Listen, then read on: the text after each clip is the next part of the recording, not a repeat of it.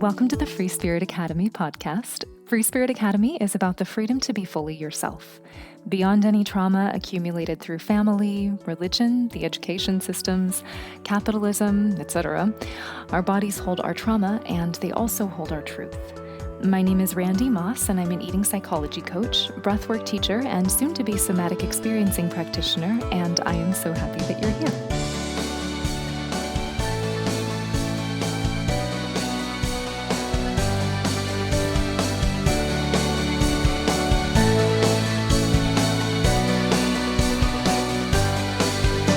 Hey friends, today I'm talking to somebody that I have been loosely connected with online forever, since we were both in our early days of wellness blogging, pre-Instagram, and that is holistic health and root cause practitioner Sarah Hook. And in this conversation, you'll hear us talk about our early days in the wellness world, doing our juice fasts and eating raw food and absolutely feeling like we had everything figured out. And some years ago, Sarah was bit by a tick and developed quite severe Lyme disease, fully leaving social media for a period. And we'll talk about what it was like with her history of disordered eating to need some food restrictions. And we'll talk about the ways that we can reach for control, or that we've tended to reach for control when life or our bodies felt out of control. And then for Sarah being on the other side of the worst of that disease and questioning the presentation of the online health influencer. I was very drawn back into Sarah's life when I noticed that she wasn't using filters on Instagram, which is something that I'd been feeling pulled towards as well. And I should say there's nothing wrong with filters, and they can be very fun, and I use them sometimes. And also, I'm finding that it feels really good and really nice to see somebody's real human face on a screen. And around the time that I was first thinking about this, I stopped posting the before and after weight loss photos that I used to post because it just started to feel very gross to me. And even though I meant it to be something of just, it grabs attention so that I could talk about the work that I wanted to talk about, it started just feeling like a possible suggestion that the before with more weight was bad and the after with less weight was good. And while in this case I was healthier on the other side, that's just not always reality. And I was also finding that posting those pictures and even sharing food stuff, and that part was just fun because I like food stuff and I like to see people's food stuff. It wasn't, as far as I could tell, helping anybody feel more free.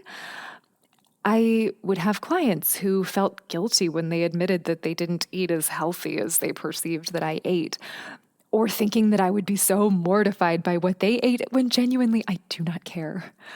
I want you to feel good, and I want your choices to feel good for you, and that's going to look a lot of different ways. And the specific food work that I will do is all in service of helping a client feel more nourished and more free, not more good at the diet that they think they should be good at. I am not interested in facilitating a weight loss journey because that as a goal is rarely sustainable or what anybody is actually looking for. If a body needs weight to shift to support better well-being, we just want that to be a result of the other things we're doing. Anyways, filters and food pictures and those photos, I'm doing less of it because it stopped feeling good or actually supportive to anybody, and seeing Sarah on a similar path made me want to talk to her here. In the final part of our conversation, we'll talk about how food is medicine, there is truth in that, and it isn't everything, and how sometimes our attempts at healing can actually get in the way of real healing.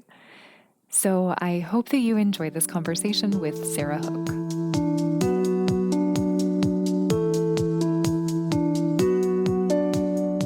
So it's very much the norm in the online health space, if you're any kind of health practitioner, to present this very specific image of yourself as so glowy and flowy and to show up with, what health is supposed to look like. And we were just talking about this before we started recording, having followed each other loosely for so long, like pre-Instagram, seeing you come over the hump of Lyme disease. And I realize there's lingering stuff, but having come through really, really the rough part of it, the way that you've presented yourself in the last year has been so refreshingly human, pulling back on the Instagram filters and not insisting on any kind of diet labels. And I would just like to hear from you. What has landed you in this space?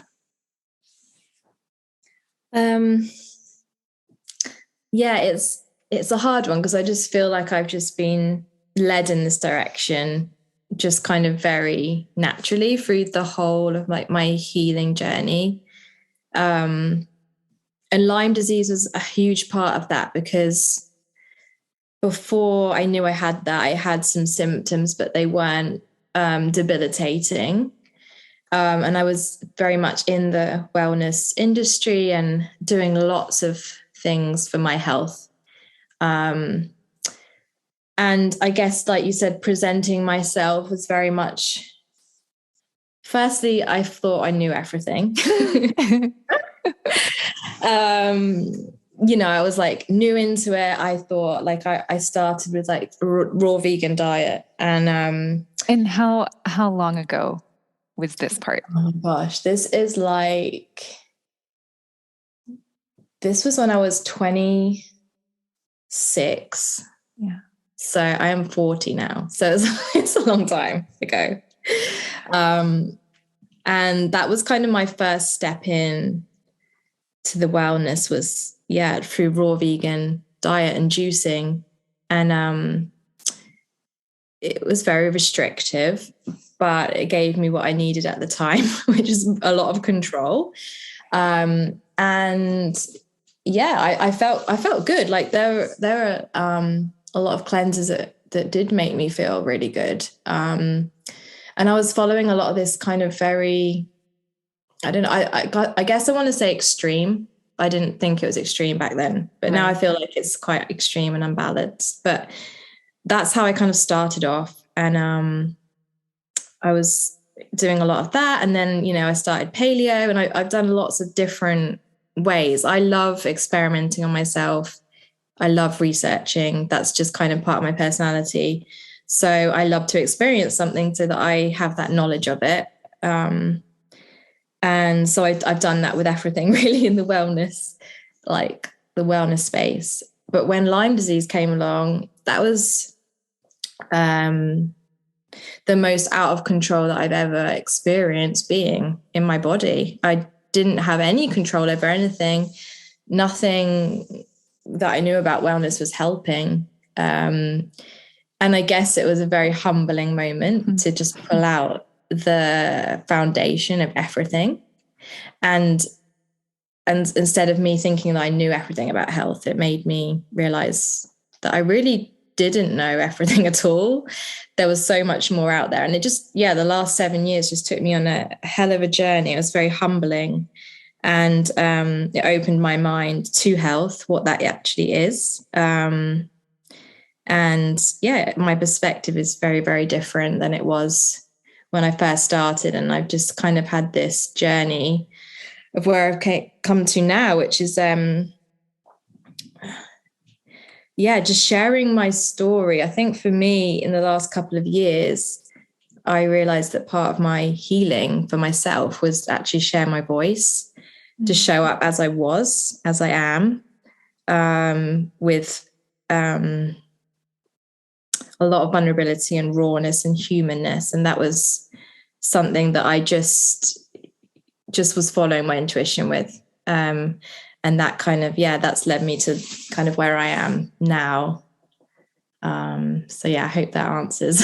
Oh, absolutely. Yeah. And it was really interesting how you started talking about the early days and the control that that gave you. And I so much relate with that, having started in a very similar place. And it's so funny how that doesn't feel extreme at the time that you're doing it. And then you look back and you're Yeah. like, oh my gosh. And look how much I was reaching for control in that. Yeah. But then just how out of control it felt to Yeah. have your health go that direction and not know what to do. Mm. I, oh, I just relate to that so deeply. But then for that to bring you to a place where you just are showing up as yourself, like it's so magnetic on Instagram to see an unfiltered face. And that was something that I realized too. Like, if for me, if I'm trying to present this message of freedom, and freedom is being who you really are and working through all of the trauma that's keeping you from being who you really are.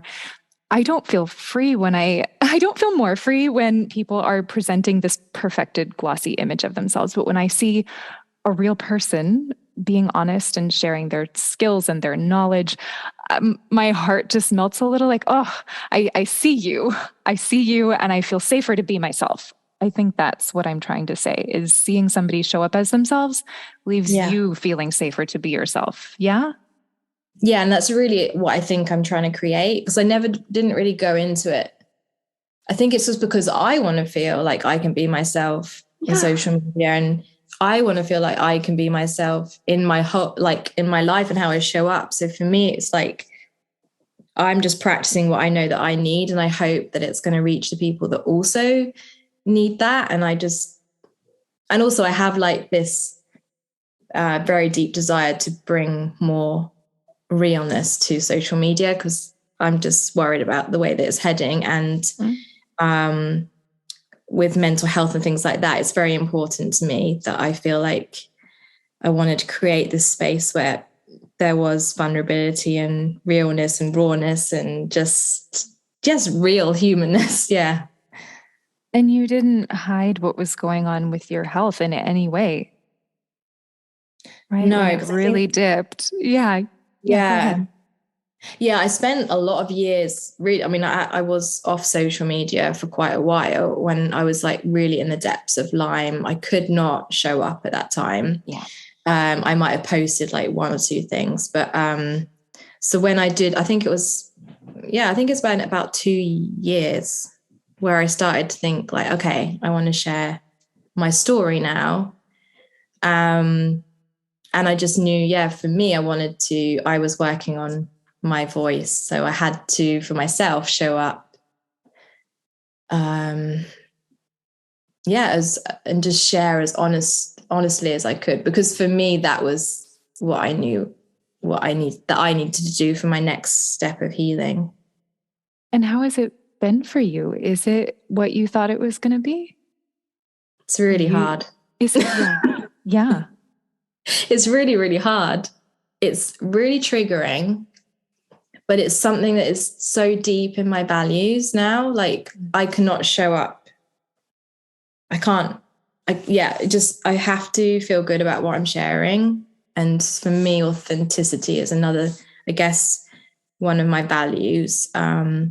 So even if it's really hard, I still, yeah, I guess it's just part of my journey. Like this is part of my, I don't know, my lesson in life, my soul journey is to be okay with vulnerability and showing up. But it is difficult. It's very triggering, especially on social media, because like there are some days that I don't use a filter, but I'm just like, I'm very stubborn. I'm a very stubborn person. That is good and a bad thing. It comes along with perfectionism as well. Like you feel like you have to do something in the right way. So yeah, some days where I want to use a filter, but I don't, because yeah, I'm just so committed to my journey and loving myself as I am, that I like to kind of push through those uncomfortable triggers and be aware of them, and just work with what comes up in that moment. Like, why do I feel like I need a filter? And I guess that's kind of part of my journey, is like really, yeah, like where is that feeling coming from? And working with the inner stuff a lot more. And vulnerability definitely brings that up a hell of a lot of stuff that you have internalized and like self-beliefs from childhood. And yeah, it just really brings up a lot of stuff.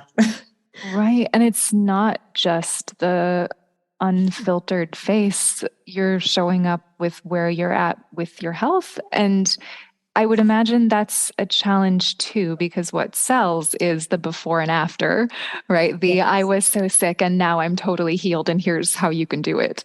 And you're demonstrating in real time that healing is rarely linear. I don't know that it's ever linear. It tends Mhm. to be cyclical, and that doesn't mean that we don't move forward um, and experience real change in our bodies and in our beings and in our mental states. But to see, like, to show that, is that as vulnerable as the face thing, to be like, yeah, I'm on the other side and I still have low days, I still have brain fog days, I'm still very susceptible to getting ill. Yeah, it's really Yeah. difficult as a wellness practitioner, because even I see it in myself. We're always looking for the people that have the answers.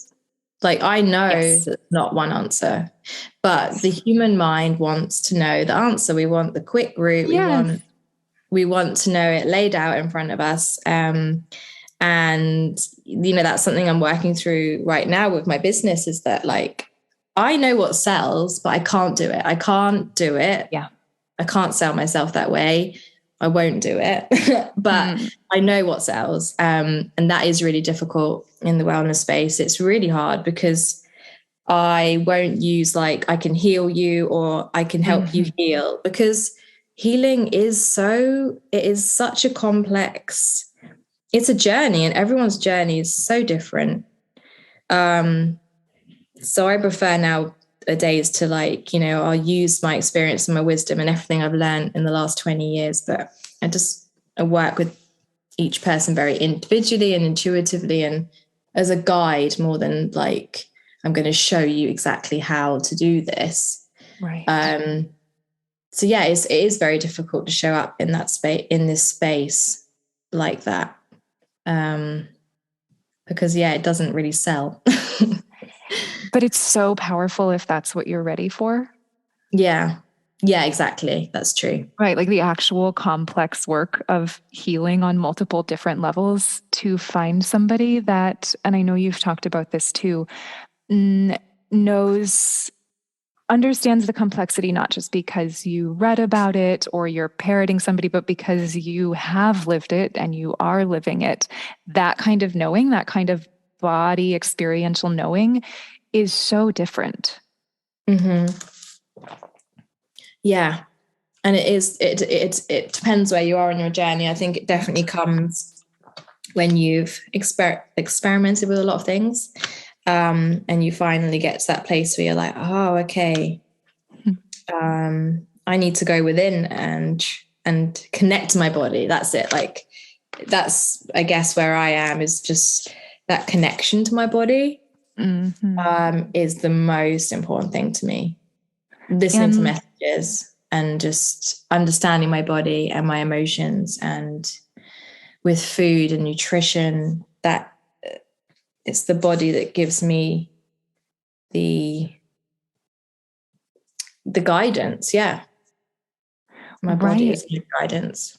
And it's such a different experience. Like I'm thinking about the journey that you've laid out, where you were talking about, and tell me if you felt this way too, right? When you have a plan early on and it's like the raw food thing or whatever, it feels like this is it. And I know it Yeah. all. And there's this certainty in that.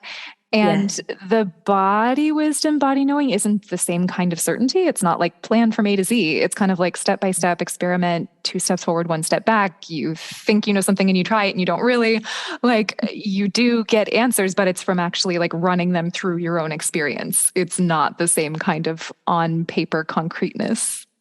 Yes. Yeah. Yeah. And for like, and I mean, I can still feel myself very much wanting like this laid out way, like this laid Yeah. out lens or this laid out thing. Like sometimes it can take like that stress off, and at times it works and at times it doesn't. But I always, even when I'm following like a particular cleanse or something like that, I'm still very much, I know the difference now between just following a cleanse to the letter and just doing everything and just ignoring my body. But now I do, if I'm going to do a cleanse, I'm still very much connected to my body and what it's saying. And it's a whole different experience. It really is. And there was something that you said earlier. I actually don't remember if we were recording or not, but like, I think we do crave some structure and some certainty. Yeah. And I think it's important to say that like the space of listening to your body and living from an inside out perspective rather than an outside in rules based perspective, like there's a steadiness that can be there. Like your next steps kind of come to you, right? Like you don't have the A to Z necessarily, but usually you've got the next one. Yeah. And sometimes it's surprising, like, oh, is this what we're doing now? Yeah. Yeah. And I definitely had that. That's been my experience with Lyme disease because I didn't know where I was going to go next. And especially in the last 2 years, like I started bee venom therapy 2 years ago, and that was really intense, but like it was such a knowing that was my next step, that was a message from my body, like we're going to do this. And then really the last 2 years, as I practiced that, that's what I've got much better at. Like even when I'm panicking in a moment and feeling a bit lost, I'm like, I can breathe my way through that and be like, it's okay, we've got this. Like, because I know that another answer will come up from my body.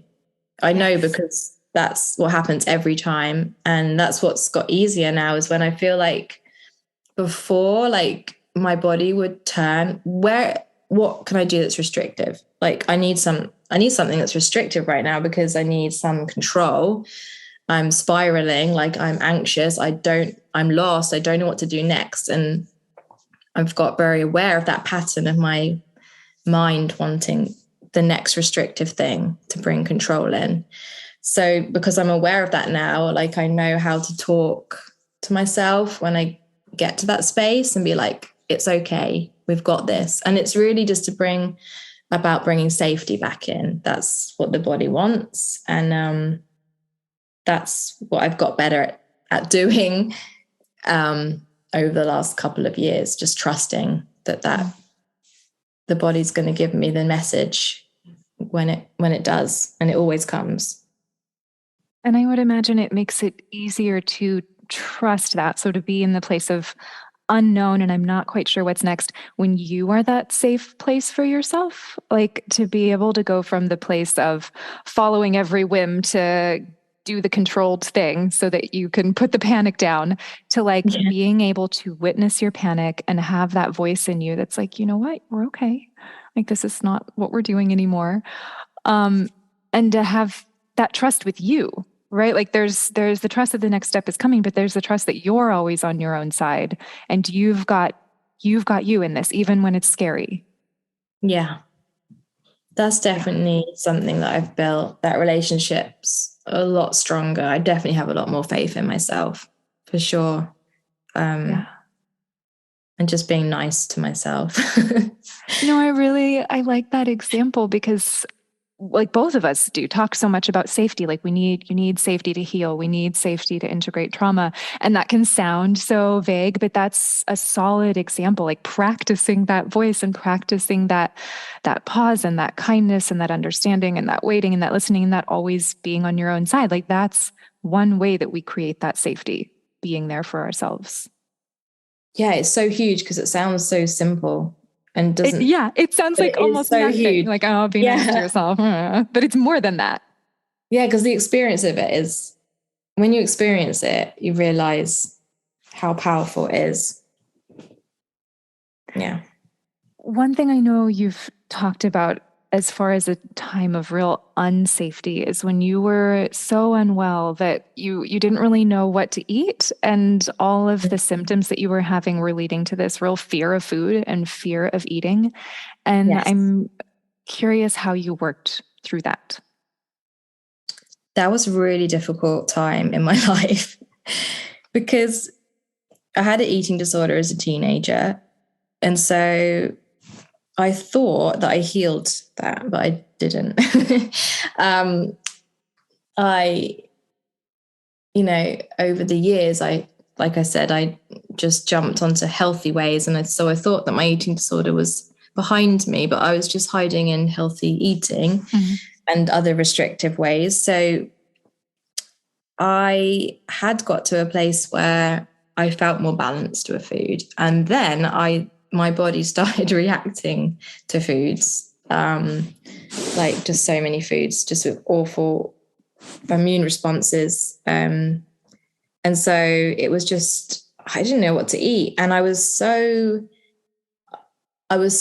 didn't want to do any more restrictions. So it was a really difficult place for me because I was like, can my mental health take a restrictive diet? Because I knew at that point that I was going to have to do something like low histamine, like way of eating. And I was scared because I didn't want to fall into a pattern of restriction again, because it's quite easy when you do a restrictive way of eating to just stir up that kind of control again and kind of get used to that way that you feel safe and running on adrenaline and stuff. And so I was really wary about it. But I think because I had the awareness, I had to keep reminding myself, you have this awareness, Sarah, like you're not going into this like the way that you did before. So like you were talking about the spiral, like the way you heal stuff in a spiral, you're always coming back to something with you're coming back to the same thing, but with more wisdom and a deeper learning. And that's how I tried to approach this kind of lesson with food. And so I had to do some really restrictive ways of eating, which was really difficult for me, but it did help a lot because that's what my immune system needed at the time. But it was the awareness. I had the awareness, and I knew that when I came out of that, when I could eat more foods, that I really wanted to practice a much more balanced way of eating and letting go of more restrictions, actually, because I was still held on to labels like, I still had those beliefs in my mind of good and bad food, and I didn't want that anymore. And I didn't want to label anything, actually. I just wanted to let go of all labels and approach food in, again, just coming from my body and actually like just what I desired to eat. So that was that actual whole journey with food, I guess, brought me to where I am now, where I feel probably the most free with food that I have in maybe my whole life. Yeah. I think it's so important to say that in the healing space, it's very common to hear like food is medicine, food is medicine. Yeah. Yes. And sometimes it's more important than other times. And while it is medicine, it's not everything. No. And I think too, it's really a challenging thing to be living with chronic illness, chronic symptoms, and to have a history of an eating disorder, because like that voice comes up like you were describing. But if you're not, like, if you haven't built that part of you that can witness it and talk back and soothe and make yourself safe again, then it can become, and I've certainly experienced this, very exciting, like, oh, what's the next thing that I can do and how restrictive can I be? And like, I'm just going to get cleaner and cleaner and more well and more well. And it's not necessarily meant to look like that. No, I think what I've noticed in the wellness space is a lot of it is based around perfectionism. And it's just not realistic. It's not life. It's not living. I felt like for me, I'd had enough of perfectionism. And so I was like, how can I, like, I love nutrition. It's so powerful. Like I've, healed my body in so many different ways with nutrition. I'm a huge believer in it. But yeah, I realized it wasn't everything. Like at a time I thought I ate perfectly, and everyone used to comment on my skin saying you have the most amazing skin, and I felt like, and they were like, you're the healthiest person I know, you eat so well. I was absolutely miserable. Like, I was miserable. It was so restricting. I had no joy in my life. And this lesson's just taught me what do you want? And I really want to feel. It's how I feel. Now it's like, it's much less about how I look. It's how I feel. I want to feel like I'm living.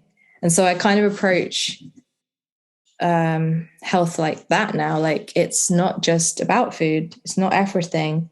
It can be so helpful, but yeah, just letting go of that perfectionism and like having a balance of like living life, fun, joy. But also I love to eat, whole foods, and I love to eat things that I know support my body. But I also like to have that balance and focusing on nourishment as,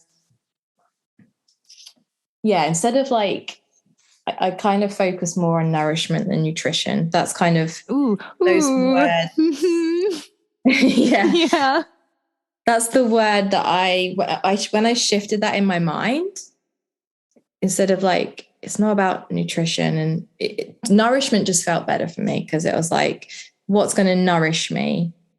And that can be so different on a day-to-day basis.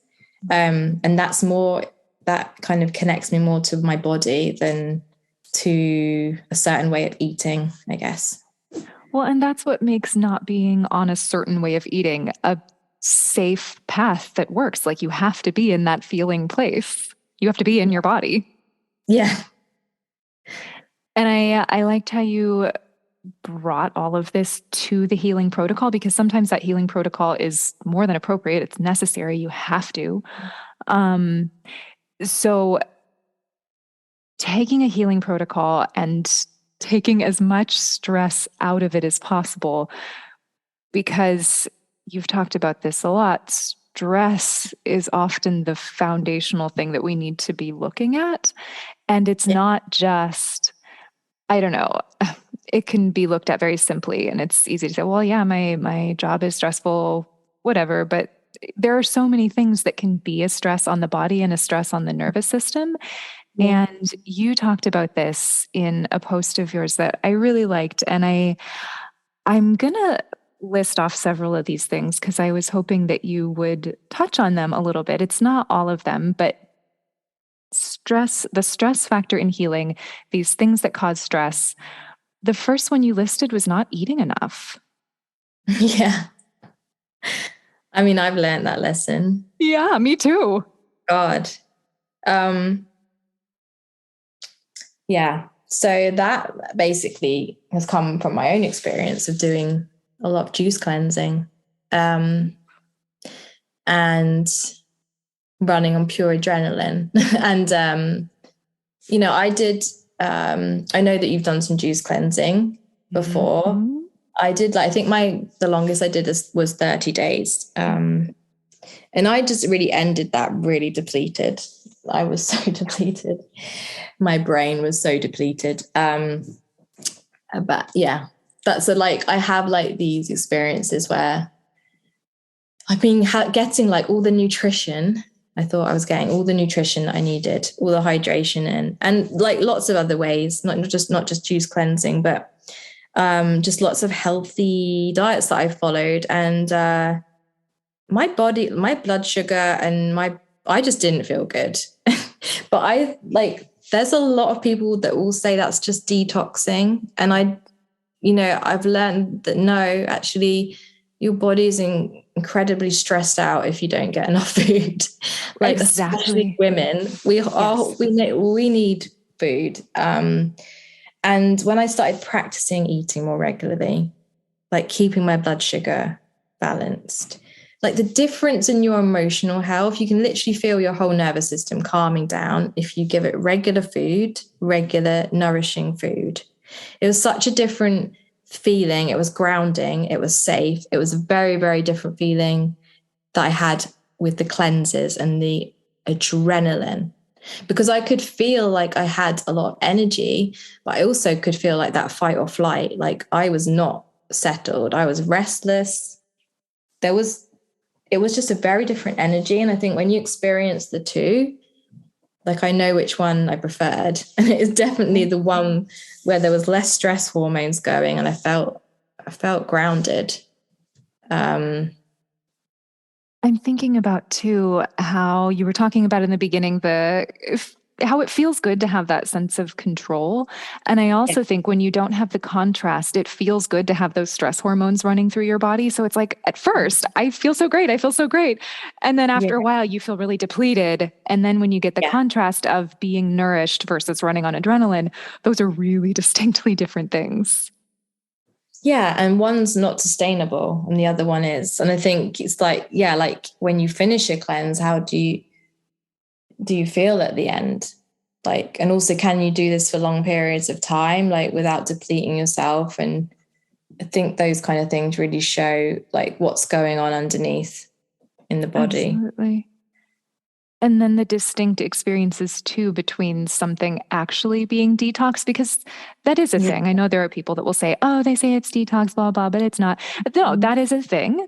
And it can be done well and it can be done healthfully and you can be nourished at the same time. There's a difference between depletion and detox. Yeah, definitely. And I think that comes the experience from knowing, because I know the difference now in myself. And before I would have pushed through a lot of depletion thinking it was detox. And I guess, the only way that I know the difference is through my experience with that. And again, like connecting to my body and knowing what it feels like in my body. Yes. Different. Yeah. Another thing that you listed was the stress of researching symptoms and therapies endlessly, constantly, like continually going down that rabbit hole.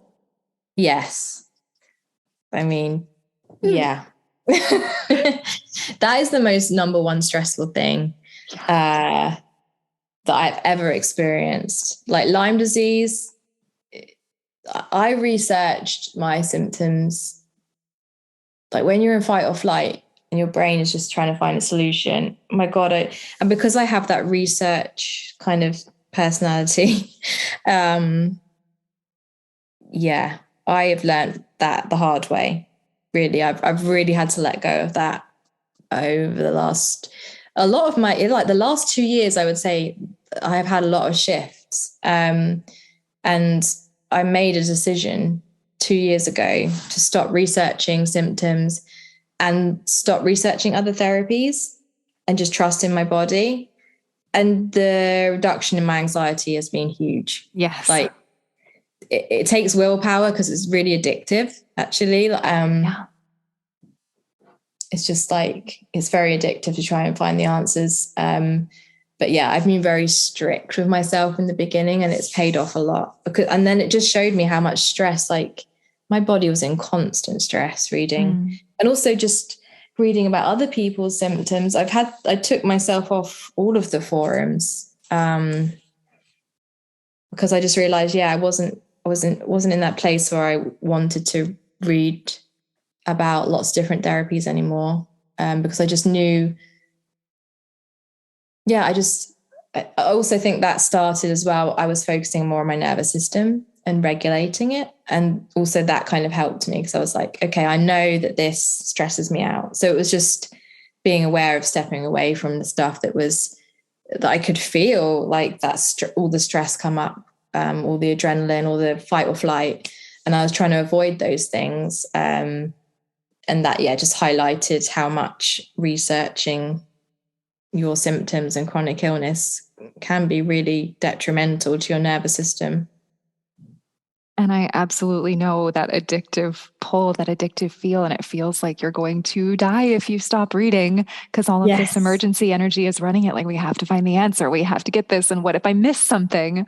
Like, what if there's something out there that I'm not catching? Yeah. And I would imagine it's really hard. It's really hard. And I don't always with folks use a lot of like direct willpower, but there is a place that you get to where you've done enough feeling work and nervous system work where it's becomes safe for you to feel that emergency energy in your body and not be run by it.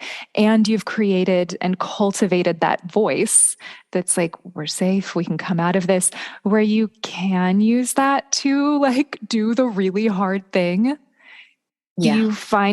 Did you find that you used those tools that you cultivated over so long to work through that? Definitely. Yeah. It definitely coincided with working with my trauma as well. So it was definitely okay. That's the third one I've got actually is unresolved trauma. So you can go right into that. Yeah. So it's just definitely like that part, because it was at the same time I was like, right, I want to, because I knew how important the nervous system was. And I got like a very deep understanding of that, because Lyme disease literally attacks the nervous system. And so, I went from one day having a nervous system that felt safe. Well, it wasn't totally safe. I still had trauma at that time, but it was safer. And then overnight, I woke up in a nervous system that was totally different. And so that made me so aware of how important the nervous system is, because my perception of my whole life changed. All my thoughts are different. I was running in fight or flight 24/7. And like, I was like, wow, the nervous system is incredibly important part of our body. Like, it's the most important part of our body. It literally can change your whole experience of life, and the world around you. And so as over the years, I got to this part was that, right, I really want to like start healing my nervous system. I know that this is like the next stage of my healing. I want to work on the foundation, because that's what I see the nervous system as, is the foundation of everything really. And I knew that I had to, or I was ready. Maybe things come when you're ready. I was ready to start addressing trauma and actually going into my past, validating myself, because I feel like a lot of people can think they don't have any trauma, and then actually when you start looking into it, you're like, there's actually a lot here that I need to kind of process and let myself process and go into. And so that coincided. It kind of all came together, like just the nervous system work opened me up to like the trauma healing and removing the triggers and the old beliefs and the stress, and working on the subconscious. And I feel like it's all tied in together. And do you do trauma work with your clients, or is there a modality that you recommend? I personally do EMDR therapy with a therapist. Yeah.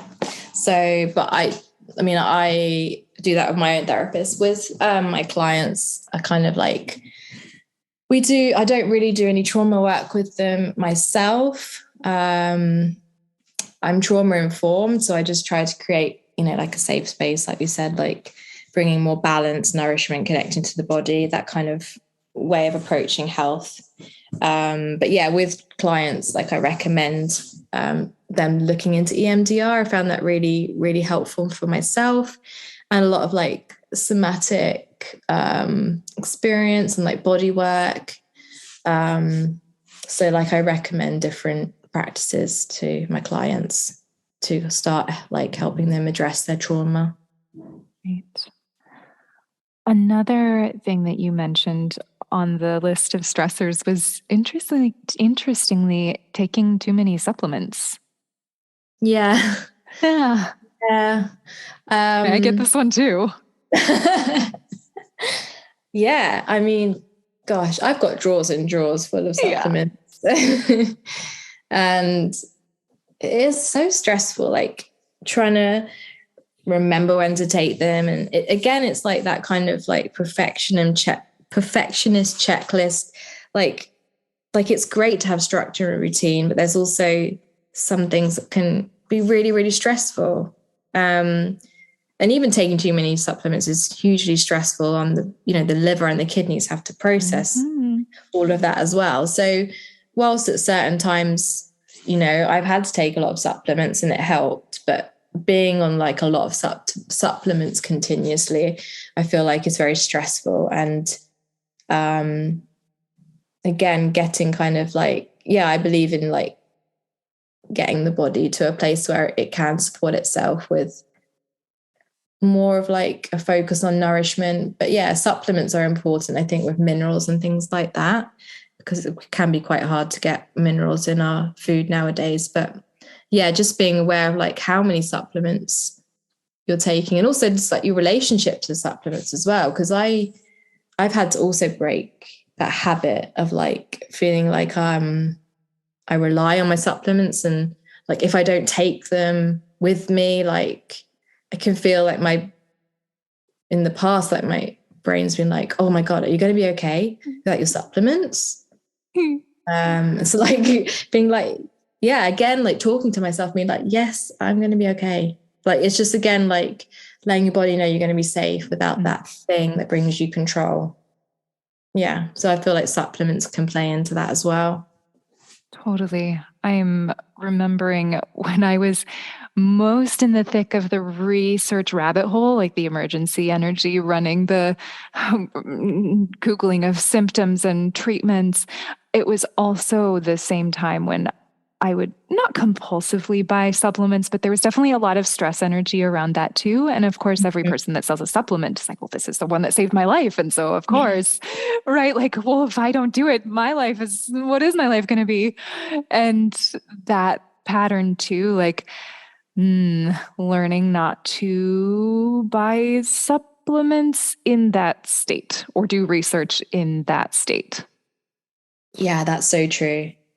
When I ordered supplements in that space, I didn't even take them. No. They arrived and I had loads of supplements like I didn't even open because I'd taken them in that space, and then I didn't even want to take them when they arrived. It's very interesting. Yeah.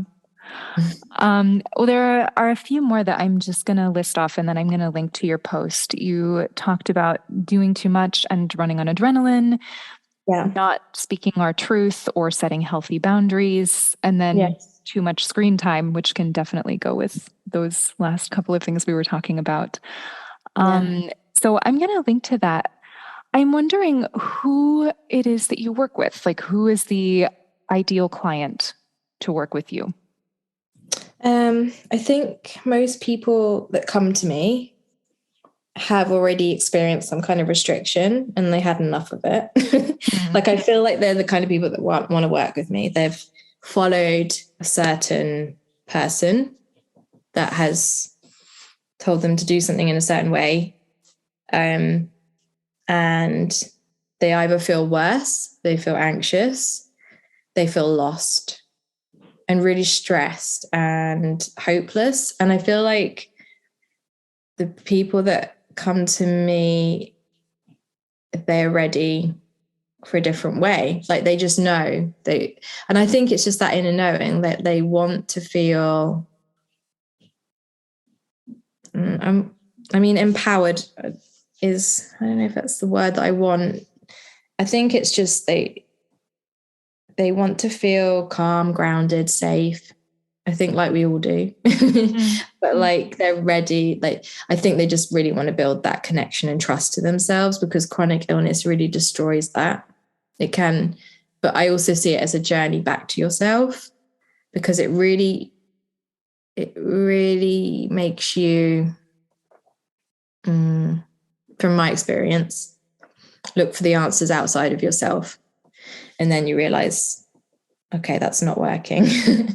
And then you have to come back to yourself. So it's usually the people that are like ready to really commit to connecting to themselves, to loving, trusting, building that relationship to their body in a deeper way.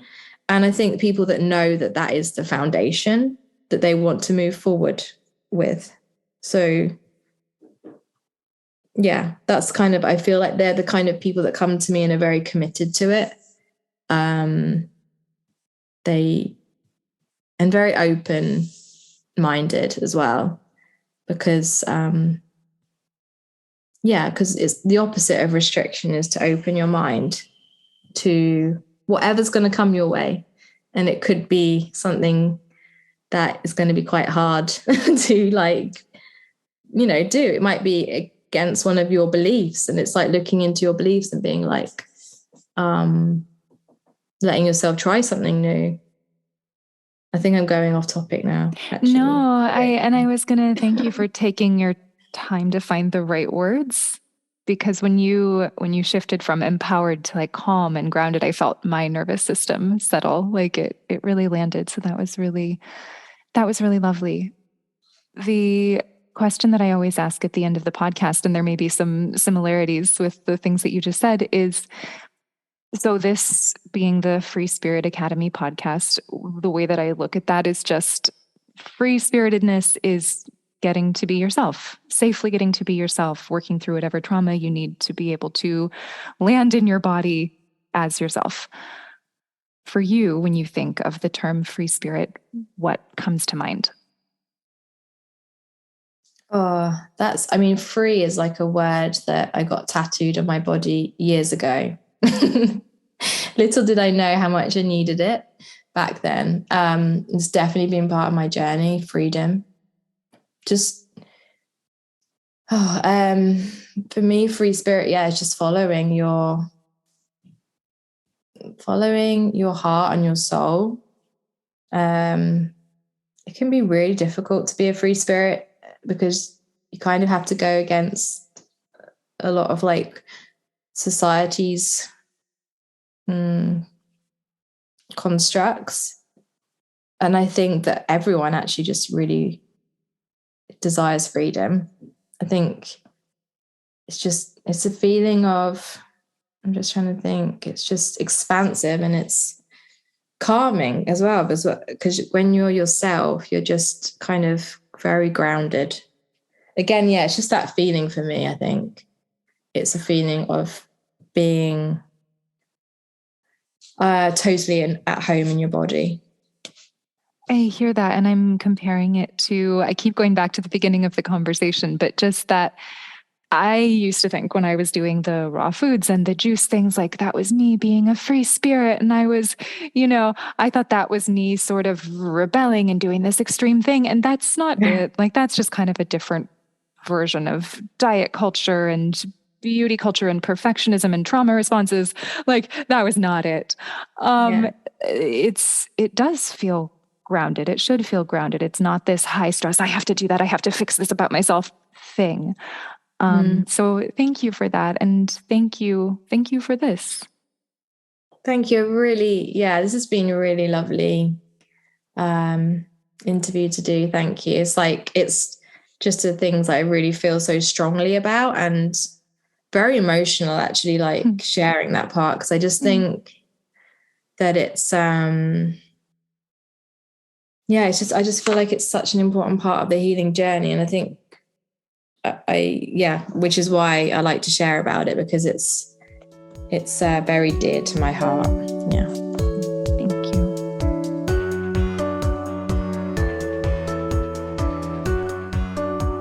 I hope you enjoyed this episode. For more updates on courses, classes, one-on-one mentorships, and more, go to randymoss.com, RANDEMOSS.com.